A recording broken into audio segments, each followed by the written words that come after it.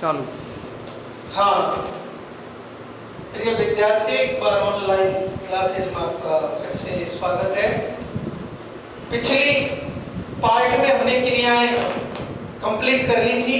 आज का अपना नया टॉपिक है कारक। कारक दो शब्दों से मिलकर बना है। कारक जो है, कारक शब्द को तोड़ेंगे तो यह दो शब्द से मिलकर बना है, कार प्लस के। कार का अर्थ हमने लगाया कार्य और के यानी करने वाला, अर्थात किसी कार्य को करने वाला, अर्थात किसी कार्य को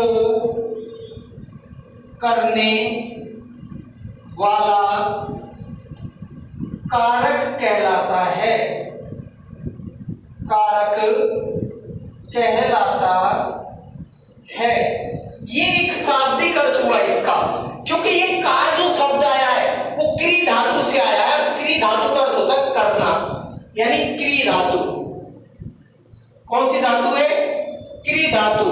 और क्री धातु से अर्थ बना दिया हमने करना। क्या बना दिया? करना, यानी कार। तो क्या हो गया? ये क्री धातु से बनने वाला शब्द है कार। कार यानी कार्य और के यानी करने वाला, तो क्री धातु से बनने वाला शब्द है ये। तो इसका अर्थ क्या हुआ? कार्य को करने वाला, अर्थात किसी कार्य को करने वाला कारक कहलाता है। ये एक शाब्दिक अर्थ हो गया। कार्य के अनेक अर्थ होते हैं, इसके शाब्दिक अर्थ हो रहे, इसके शाब्दिक अर्थ हैं बहुत सारे। तो देखो शाब्दिक अर्थ कौन कौन से हैं? शाब्दिक अर्थ है कारक के। शाब्दिक अर्थ जैसे क्रिया का निष्पादक, क्रिया का निष्पादक। यदि आप कारक ना कहें तो आप क्रिया का निष्पादक कह सकते हैं। क्रिया का निष्पादक भी ना कहें तो क्रिया का कर्ता भी कह सकते हैं। क्रिया का कर्ता भी ना कहें तो कार्य का कर्ता कह सकते हैं। कार्य का कर्ता भी ना कहें तो कार्य का जनक कह सकते हैं। और कार्य का जनक भी ना कहें तो परसर्ग कह सकते हैं। परसर्ग कह सकते हैं।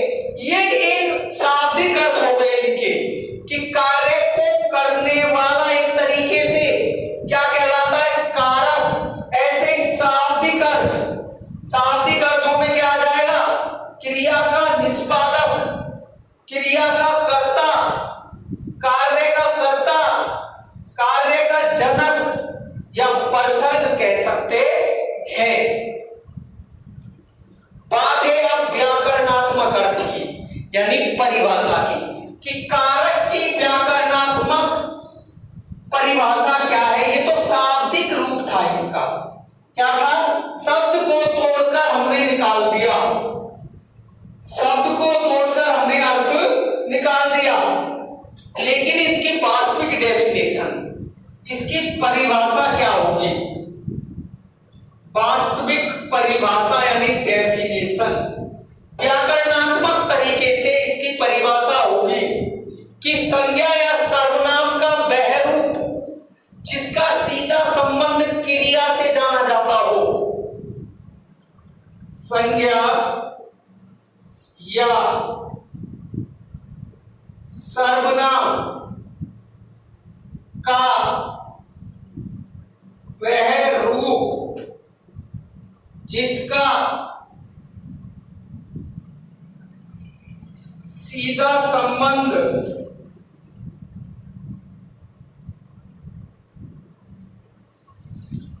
क्रिया से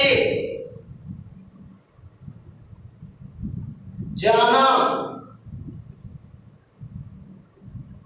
जाता हो उसे, संज्ञा या सर्वनाम का बहरूप जिसका सीधा संबंध क्रिया से जाना जाता हो उसे कारक कहते हैं, उसे कारक कहते हैं। ये इसकी परिभाषा हो गई कि संज्ञा या सर्वनाम का बहरूप जिसका सीधा संबंध क्रिया से जाना जाता हो उसे कारक कहते हैं। उसे क्या कहते हैं? कारक कहते हैं। जैसे मोहन ने,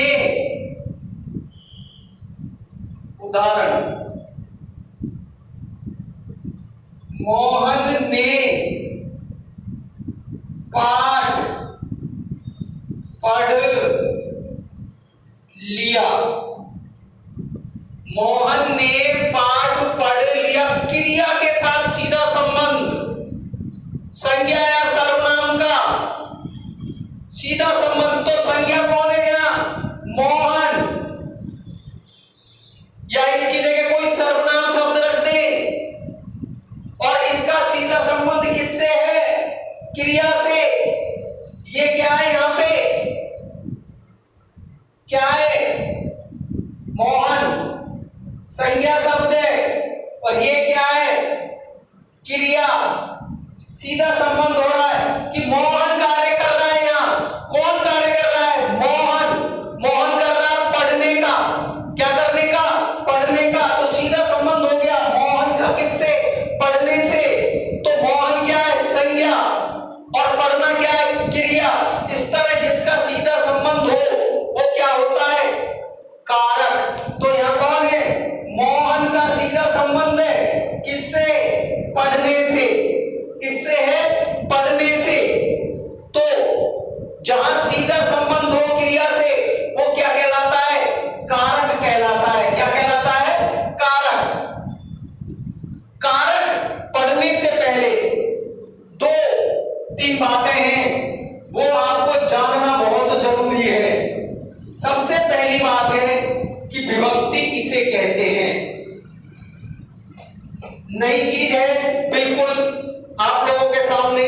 थोड़ा हम अब कंपटीशन के स्तर पे चलते हैं क्योंकि कभी कभी ये पूछ ली जाती है, तो कंपटीशन के स्तर की थोड़ी सी बात कर लेते हैं। तो बात है विभक्ति कि विभक्ति क्या है।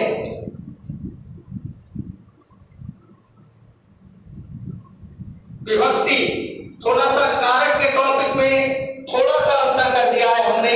साधारण तरीके से न लेके थोड़ा सा अलग तरीके से इसको ले रहे हैं। तो विभक्ति एक शब्द है कि विभक्ति किसे कहते हैं? तो संज्ञा या सर्वनाम शब्दों के साथ, संज्ञा या सर्वनाम,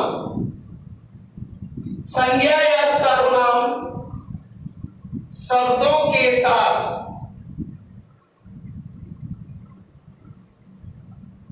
जिन कारक चिन्हों का, जिन कारक चिन्हों का प्रयोग किया जाता है, प्रयोग किया जाता है, संज्ञा या सर्वनाम शब्दों के साथ जिन कारक चिन्हों का प्रयोग किया जाता है वो क्या कहलाती है? विभक्ति कहलाती है। विभक्ति कहलाती है। संज्ञा या सर्वनाम शब्दों के साथ जिन कारक चिन्हों का प्रयोग किया जाता है वो क्या कहलाती है? विभक्ति कहलाती है। कैसे कारक चिन्हों का कैसे प्रयोग करते हैं संज्ञा या सर्वनाम के साथ? देखो जैसे अभी हमने एक उदाहरण अभी लिखा था कि मोहन ने पाठ पढ़ लिया। मोहन, उदाहरण देखो भाई, मोहन ने पाठ पढ़ लिया। देखो इसमें विभक्ति जो है कारक चिन्हों का प्रयोग होता है किसके साथ? संज्ञा या सर्वनाम शब्दों के साथ। तो यह संज्ञा शब्द कौन है? मोहन। ये कैसा है? संज्ञा शब्द। और ने क्या है?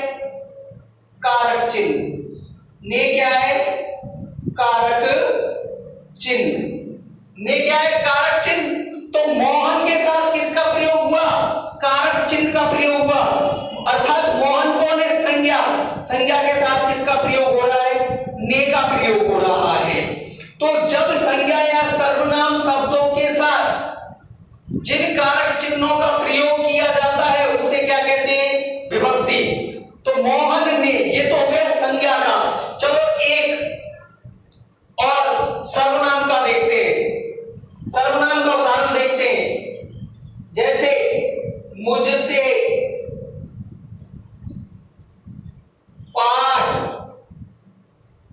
पढ़ा जाता है। मुझसे पाठ पढ़ा जाता है। अब आप कहोगे कि इसमें तो कोई चिन्ह ही नहीं है। चिन्ह है। मुझ क्या है? सर्वनाम शब्द। सर्वनाम शब्द। और इसमें से क्या है? कारक चिन्ह। तो ये जुड़कर आ गया। क्या आ गया? जुड़कर। मुझसे पाठ पढ़ा जाता है। मुझसे पाठ पढ़ा जाता है। तो से क्या हो गया? कारक चिन्ह हो गया। क्या हो गया? मुझ क्या हो गया? सर्वनाम शब्द। तो सर्वनाम शब्द के साथ क्या लग के आ गया? चिन्ह लग के आ गया से का। तो ये क्या हो गया? कारक चिन्ह हो गया सर्वनाम शब्द के साथ। तो संज्ञा या सर्वनाम शब्दों के साथ जिन कारक चिन्हों का प्रयोग किया जाता है वो क्या कहलाते हैं? विभक्ति कहलाते हैं। विभक्ति दो प्रकार की होती है। विभक्ति कितने प्रकार की होती है? दो। विभक्ति दो प्रकार की होती है। विभक्ति दो प्रकार की होती है। विभक्ति विभक्ति दो प्रकार की होती है। विभक्ति कितने प्रकार की होती है? दो। एक होती है संश्लिष्ट विभक्ति। संश्लिष्ट विभक्ति। और दूसरी होती है विश्लिष्ट विभक्ति। विश्लिष्ट विभक्ति। संश्लिष्ट विभक्ति और विश्लिष्ट विभक्ति। अब संश्लिष्ट विभक्ति कौन सी होती है और विश्लिष्ट विभक्ति कौन सी होती है? संश्लिष्ट विभक्ति और विश्लिष्ट विभक्ति। संश्लिष्ट विभक्ति क्या है और विश्लिष्ट विभक्ति क्या है? कि वे कारक चिन्ह जो सर्वनाम शब्दों के साथ जुड़कर आते हैं। वे कारक चिन्ह जो सर्वनाम शब्दों के साथ जुड़कर आते हैं वो तो क्या कहलाते हैं? संश्लिष्ट विभक्ति कहलाते हैं। कि वे कारक चिन्ह जो सर्वनाम शब्दों के साथ जुड़कर आते हैं। वे कारक चिन्ह जो सर्वनाम शब्दों के साथ जुड़कर आते हैं वो क्या कहलाते हैं? संश्लिष्ट विभक्ति कहलाते हैं। देखो परिभाषा संश्लिष्ट विभक्ति की। वे कारक चिन्ह जो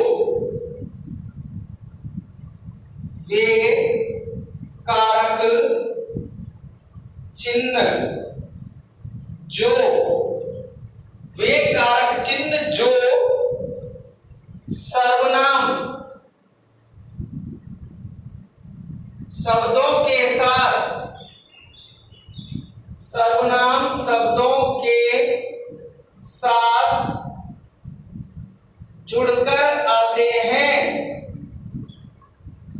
वे कारक चिन्ह जो सर्वनाम शब्दों के साथ जुड़कर आते हैं उन्हें संश्लिष्ट विभक्ति कहते हैं। यानी वे कारक चिन्ह जो किसके साथ, सर्वनाम शब्दों के साथ जुड़कर आते हैं उन्हें क्या कहते हैं, संश्लिष्ट विभक्ति कहते हैं। अब जैसे मानो मैं क्या है, ये एक सर्वनाम शब्द है। मैं क्या है, सर्वनाम शब्द। इसके साथ आप कोई भी कारक चिन्ह जोड़ सकते हो। जैसे मैंने, मुझको, मुझसे, मेरे लिए, मेरे द्वारा, मेरा, मेरी, मेरे। जैसे आप शब्द है, क्या है, आप क्या है, सर्वनाम शब्द है। तो इसके साथ आप कोई भी कारक चिन्ह जोड़ सकते हो। आपने, आपको, आपसे, आपके लिए, आपके द्वारा, आपका, आपकी, आपके, जोड़ सकते हो ना। तो जुड़कर आते हैं, किसके साथ जुड़कर आते हैं, सर्वनाम शब्दों के। जैसे तुम है, तुम क्या है, सर्वनाम शब्द है। इसके साथ आप कोई भी कारक चिन्ह जोड़ सकते हो। तुमने, तुमको, तुमसे, तुम्हारे लिए, तुम्हारे द्वारा, तुम्हारा, तुम्हारी, तुम्हारे। तो इस प्रकार प्रत्येक सर्वनाम शब्द के साथ कारक चिन्ह जुड़कर आता है। यदि सर्वनाम शब्द के साथ कारक चिन्ह हम नहीं जोड़े तो वो वाक्य अशुद्ध माना जाता है। क्योंकि ऐसा कभी भी नहीं होता है कि सर्वनाम शब्द से कोई कारक चिन्ह अलग होकर आए, नहीं आता है, जुड़कर आता है। जैसे मैं, अब एक उदाहरण देखें। अब जैसे ये मैं के साथ एक हमने उदाहरण कारक चिन्ह जोड़ दिया, मैंने ने जुड़ गया। ऐसे लिखते, मैंने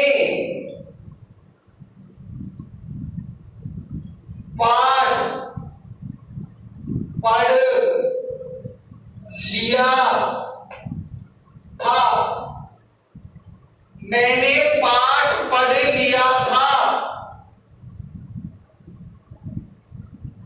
मैंने पाठ पढ़ लिया था। अब जैसे उस क्या है, इस, उस, इन, उन, ये सब क्या है, सर्वनाम शब्द है। तो जैसे उसने पुस्तक दी थी, उसने पुस्तक दी थी। अब उस क्या है, यहां सर्वनाम शब्द, और इसके साथ किसका प्रयोग हो जाएगा, ने का, यानी कारक चिन्ह का। तो क्या लिखेंगे हम, उसने पुस्तक दी थी। उसने पुस्तक दी थी। तो मैंने, उसने, ये सब क्या है, सर्वनाम शब्दों के साथ कारक चिन्ह जुड़कर आ रहे हैं। तो कौन सी विभक्ति मानी जाएगी, संश्लिष्ट विभक्ति मानी जाएगी। कौन सी विभक्ति मानी जाएगी, संश्लिष्ट विभक्ति मानी जाती है। कि बेकारक चिन्ह जो सर्वनाम शब्दों के साथ जुड़कर आते हैं उन्हें क्या कहते हैं, हम संश्लिष्ट विभक्ति कहते हैं। अगला है हमारा विश्लिष्ट विभक्ति। विश्लिष्ट विभक्ति, विश्लिष्ट विभक्ति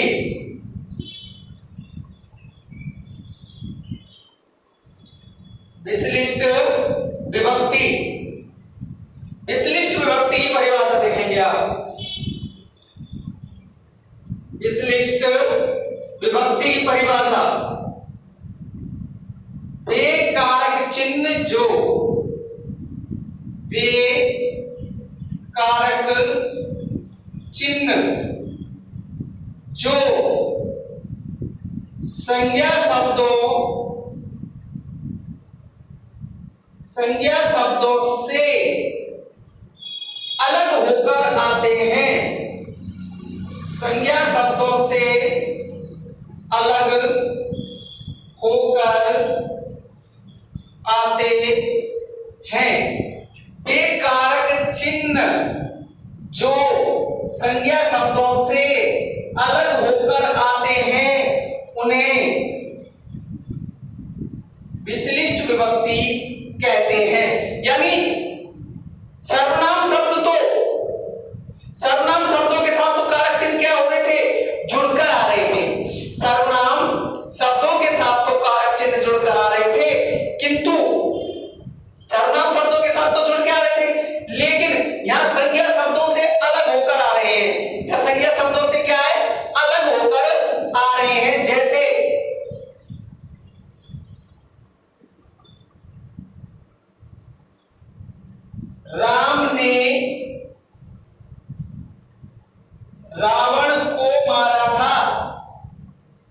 राम ने रावण को मारा था। अब देखो राम शब्द क्या है यहां? संज्ञा। राम शब्द क्या है? संज्ञा। और ने क्या है? कारक चिन्ह। ने क्या है? कारक चिन्ह। तो अलग होकर आ रहा है या नहीं आ रहा है? अलग होकर आ रहा है। ऐसे ही रावण, रावण क्या है? संज्ञा शब्द। और को क्या है? कारक चिन्ह। को क्या है? कारक चिन्ह। कारक चिन्ह अलग होकर आ रहा है। अलग होकर आ रहा है ना, और तो अलग होकर आ रहा है, इसलिए कौन सी विभक्ति मानी जाएगी? विशिष्ट विभक्ति मानी जाएगी। कि वे कारक चिन्ह जो संज्ञा शब्दों से अलग होकर आते हैं उन्हें क्या कहते हैं?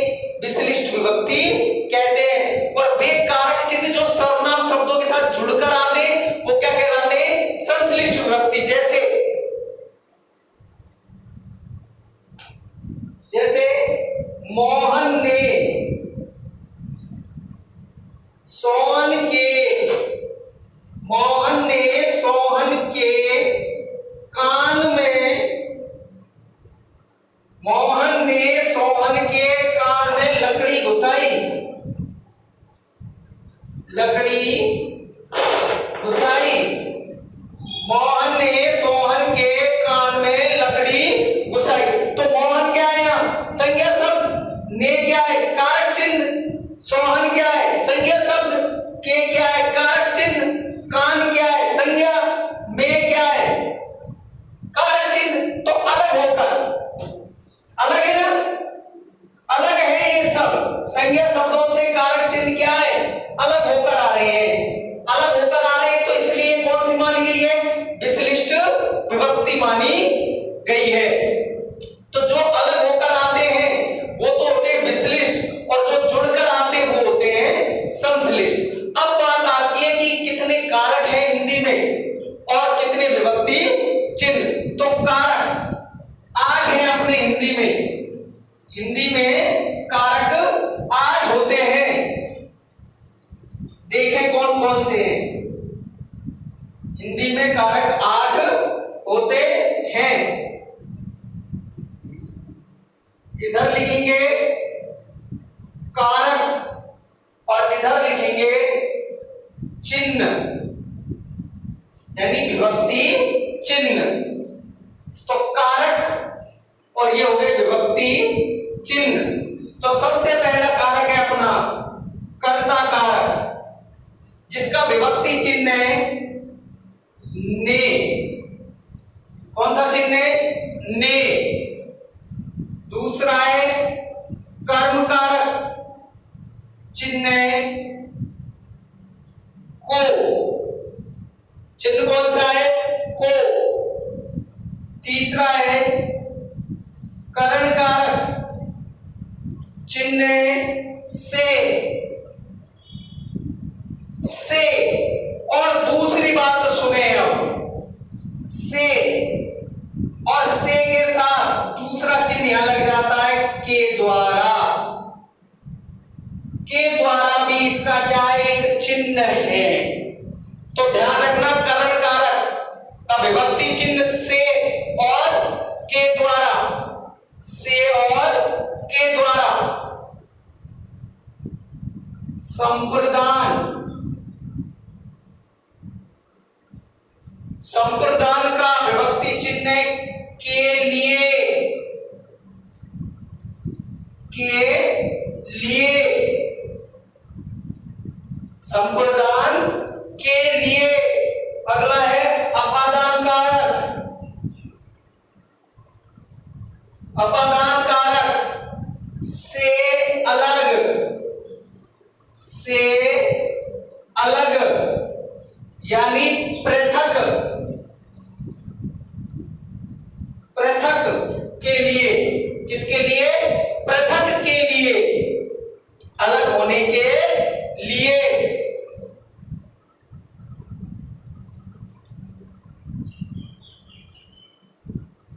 अगला है संबंध कारक। संबंध कारक का, की, के रा री रे, का की के रा री रे, का की के रा री रे संबंध। अधिकरण, अधिकरण, अधिकरण कारक हो गया, इसके चिन्ह हो गए में, पे, पर, में, पे, पर। और अगला आपका अंतिम है संबोधन कारक, संबोधन कारक, संबोधन कारक हे, ओ, अरे, हे, ओ, अरे। इस प्रकार ये आपके कारक और ये आपके हो गए विभक्ति चिन्ह। एक बार और देख ले, कर्ता ने, कर्म को, करण से या के द्वारा, संप्रदान के लिए, अपादान से अलग होना, संबंध, का की के रा री रे, अधिकरण, मैं पे पर, संबोधन हे ओ अरे, संबोधन हे ओ अरे। बाकी का अगले पार्ट में हम देखेंगे कारकों को।